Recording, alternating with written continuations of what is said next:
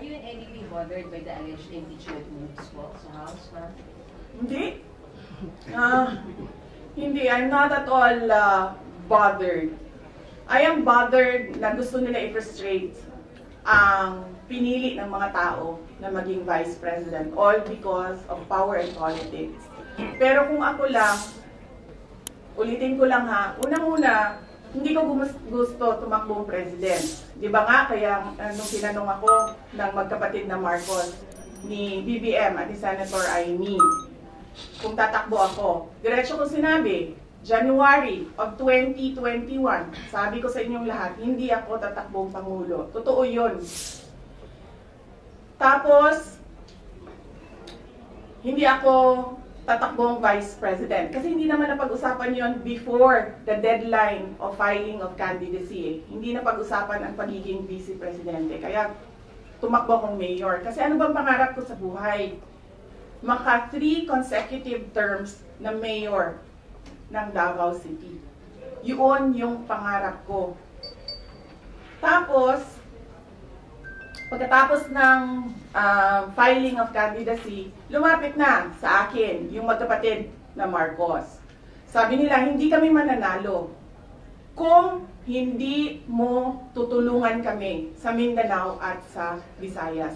Sabi ko sa kanila, okay, sige, dahil maraming big ticket projects si Pangulong Duterte sa Davao City, sa Mindanao at sa ibang lugar pa ng ating bansa na gusto nating mapatuloy. Kaya nga, di ba, tumakbo kami on the platform of unity and continuity na hindi natin nakikita ngayon na saan yung mga big ticket projects. Wala na lahat.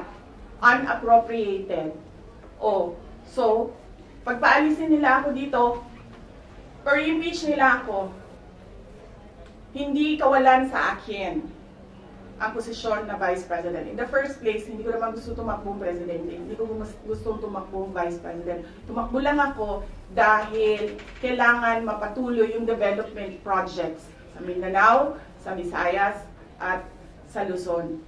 At naisip ko at that time, if I am Vice President, patututukan yung mga proyekto na yon na okay, wala na rin lahat ngayon dahil unappropriated na sila lahat. Do you regret the decision?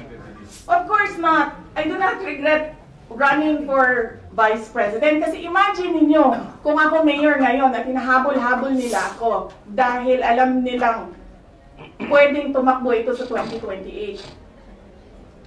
Diba? So yun naman, tatakbo bang Diba? So, bakit ko nire-regret yan?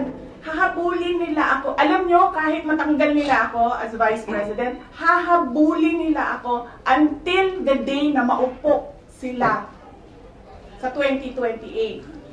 So ano